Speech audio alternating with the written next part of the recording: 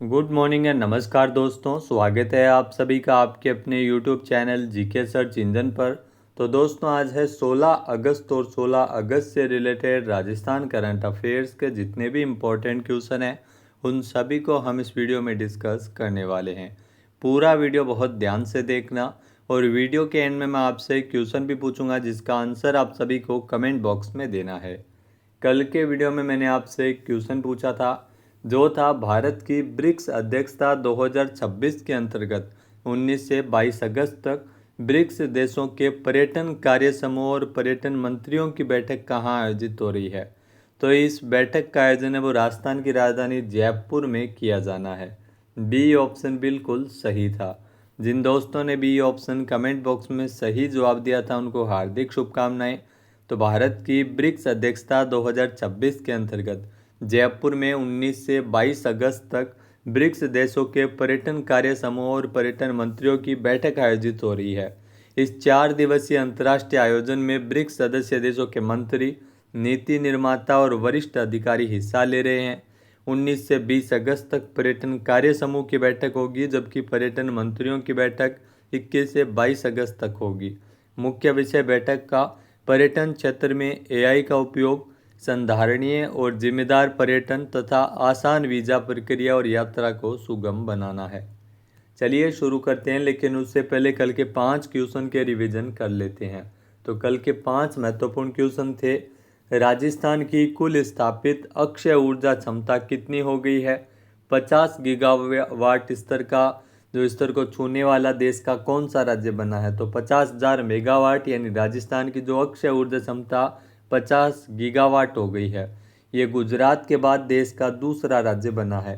Next है, राजस्थान में UCC विधेयक 2026 के तहत विवाह और तलाक का पंजीकरण कितने दिनों के भीतर भीतर कराना अनिवार्य हो गया है? तो इसमें ध्यान रखना, इस विधेयक के प्रारूप का अनुमोदन 13 अगस्त को किया गया था और 60 दिनों के भीतर भीतर ये पंजीकरण होना अनिवार्य है।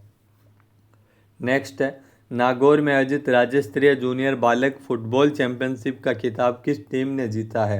सही आंसर है बीकानेर ने, फाइनल में कोटा को हराकर। नेक्स्ट है, स्वतंत्रता दिवस 2026 के अवसर पर राजस्थान के किन पुलिस अधिकारियों को राष्ट्रपति पुलिस पदक से सम्मानित किए जाने की घोषणा की गई थी? सुरेंद्र सिंह राणावत, महेंद्र कुमार भगत।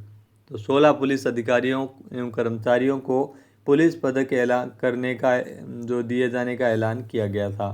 नेक्स्ट है, जयपुर में 5वीं राज्य ताइक्वांडो चैंपियनशिप 2026 में सानवी ने 16 किलोग्राम भार वर्ग में कौन सा मेडल जीता है? सही आंसर है रजत पदक। चलिए शुरू करते हैं आज के राजस्थान करंट अफेयर्स। पहला क्वेश्चन है, निम्नलिखित कथनों पर विचार कीजिए। दो कथन आपके सामने हैं। पहला है कि जयपुर के राजस्थान इंटरनेशनल सेंटर में 15 अगस्त 2026 को नारी शक्ति सम्मान उत्सव का आयोजन है वो किया गया। बिल्कुल सही है।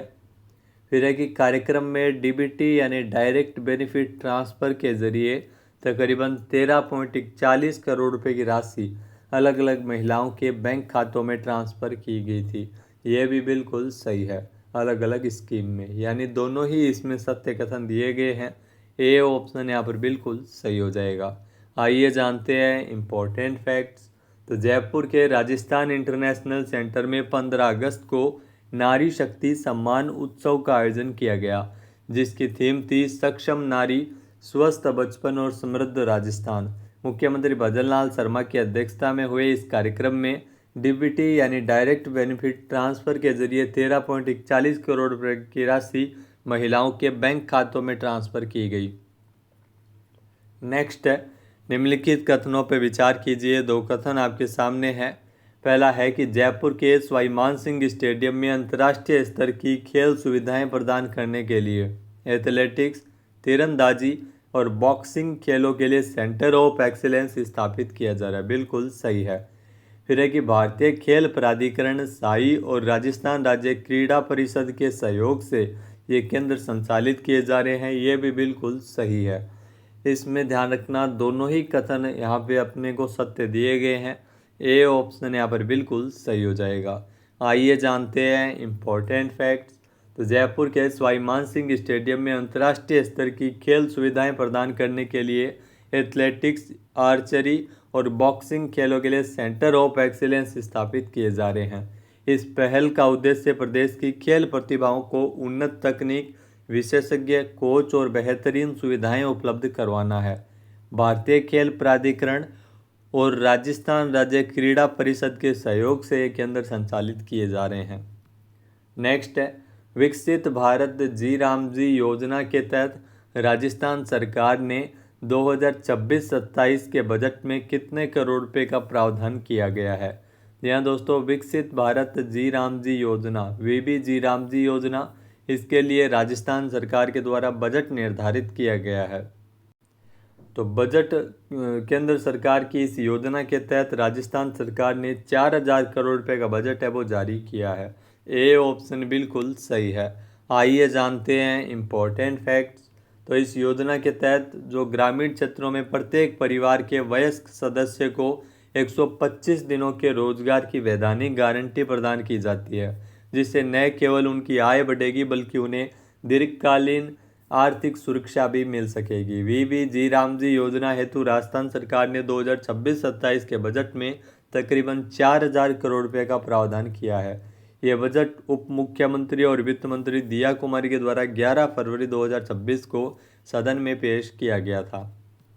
नेक्स्ट क्वेश्चन है निम्नलिखित कथनों पर विचार कीजिए। दो कथन आपके सामने है। पहला है कि राजस्थान में गाँव की सड़क कनेक्टिविटी को मजबूत करने के लिए 381.91 करोड़ रुपए का जो फंड है वो मंजूर किया गया, बिल्कुल सही है। फिर है कि राजस्थान में 5000 से ज़्यादा आबादी के 192 गाँवों में अटल प्रगति पथ का निर्माण कार्य भी इसमें किया जाएगा, ये भी बिल्कुल सही है। दोनों ही यहाँ पे सत्य दिए गए हैं, सी ऑप्शन बिल्कुल सही हो जाएगा। आइए जानते हैं इम्पोर्टेंट फैक्ट्स। तो दोस्तों राजस्थान में गाँव की सड़क कनेक्टिविटी को मजबूत करने के लिए तकरीबन 381.91 करोड़ रुपए है वो मंजूर किए गए हैं। 5000 से अधिक गाँव के 192 गाँव में अटल प्रगति पथ का निर्माण होगा। इससे 28 जिलों के 192 गाँव और आबादी वाले क्षेत्रों में करीब 286 किलोमीटर सड़क निर्माण कार्य हो सकेंगे। मजबूत सड़क कनेक्टिविटी और इन गाँवों को मुख्य मार्ग, बाजार, विद्यालय, चिकित्सा संस्थान और अन्य आवश्यक सेवाओं को बेहतर ढंग से जोड़ा जाएगा। नेक्स्ट है राजस्थान से किसे बेटी बचाओ बेटी पढ़ाओ योजना की ब्रांड एम्बेसडर बनाया गया है। तो अरुंधति चौधरी, ये कोटा की मुक्केबाज है। इनको जो राजस्थान से बेटी बचाओ बेटी पढ़ाओ योजना की ब्रांड एम्बेसडर बनाया गया है, बी ऑप्शन बिल्कुल सही है। आइए जानते हैं इम्पोर्टेंट फैक्ट्स। तो कॉमनवेल्थ गेम्स में गोल्ड मेडल जीतने वाली कोटा की इंटरनेशनल बॉक्सर अरुंधति चौधरी, इनको नई जिम्मेदारी दी गई है। अब इनको बेटी बचाओ बेटी पढ़ाओ योजना का ब्रांड एम्बेसडर बनाया गया है। अभी पैरालंपिक स्वर्ण पदक विजेता निशानेबाज अवनी लेखरा इस अभियान की ब्रांड एम्बेसडर है। अरुंधति चौधरी जुलाई में तो यूनाइटेड किंगडम में स्कॉटलैंड की राजधानी ग्लासगो में हुए कॉमनवेल्थ गेम्स में 70 किलोग्राम भार वर्ग में बॉक्सिंग में भारत को गोल्ड मेडल दिला चुकी है। अब बात करते हैं दोस्तों सूजस ई प्रश्नोत्तरी की। तो सूजस ई प्रश्नोत्तरी संख्या 176 यह प्रकाशित की गई थी 14 अगस्त को। तो पहला क्वेश्चन है अंतर्राष्ट्रीय स्तर की सुविधाएं प्रदान करने के उद्देश्य से जयपुर के सवाई मानसिंह स्टेडियम में किन खेलों के लिए सेंटर ऑफ एक्सेलेंस स्थापित किया जाएगा। तो यह भी अभी हमने पढ़ा है, एथलेटिक्स, तीरंदाजी और बॉक्सिंग के लिए सेंटर ऑफ एक्सेलेंस स्थापित किया जाएगा। नेक्स्ट है जनजातीय कलाकारों को सूचीबद्ध करने और उनके स्थानीय उत्पाद को एक ही पहचान बाजार उपलब्ध करवाने के लिए सरकार के द्वारा किस नाम से नया ब्रांड और डिजाइन स्टूडियो है वो शुरू किया गया है। तो इसमें बनफूल आपको ध्यान में रखना है, सी ऑप्शन बिल्कुल सही है। नेक्स्ट है पीएम ई बस सेवा के तहत प्रथम चरण के तहत राजस्थान में कुल कितने प्रमुख शहरों का चयन किया गया है। तो पीएम ई बस योजना, इसमें प्रथम चरण में ध्यान रखना राजस्थान से टोटल अगर बात करें तो टोटल इसमें 8 शहरों का चयन किया गया है, सी ऑप्शन बिल्कुल सही है। नेक्स्ट है राज्य में विद्यालय स्तर पर विद्यार्थियों की प्रारंभिक नेत्र जांच का कार्य किस कार्यक्रम द्वारा टीमों के द्वारा किया जा रहा है। तो इसमें ध्यान रखना नेत्र जांच का जो कार्य है वो राष्ट्रीय बाल स्वास्थ्य कार्यक्रम के तहत इसमें किया जा रहा है, सी ऑप्शन बिल्कुल सही है। नेक्स्ट है पंच गौरव कार्यक्रम में एक जिला एक वनस्पति प्रजाति के तहत धौलपुर जिले की वनस्पति प्रजाति कौन सी है। धौलपुर की ध्यान रखना वनस्पति प्रजाति करंज है। बी ऑप्शन बिल्कुल सही है। अब बात करते हैं आज के हमारे क्विज के, जिसका आंसर आप सभी को कमेंट बॉक्स में देना है। तो आज का क्विज है, हाल ही में नागौर में आयोजित राज्य स्तरीय जूनियर बालक फुटबॉल चैंपियनशिप का खिताब किसने जीता है। सही आंसर आपको कमेंट बॉक्स में देना है। वीडियो आपको कैसा लगा कमेंट करके ज़रूर बताइएगा। चैनल पे नए जुड़े हो, सब्सक्राइब अभी तक नहीं किया है तो सब्सक्राइब बटन पे क्लिक करें। PDF फाइल आप वीडियो के डिस्क्रिप्शन बॉक्स से डाउनलोड कर सकते हैं। क्वेश्चन आंसर आप वोट करके भी कर सकते हैं। वीडियो देखने के लिए धन्यवाद। जय हिंद, जय भारत, जय राजस्थान।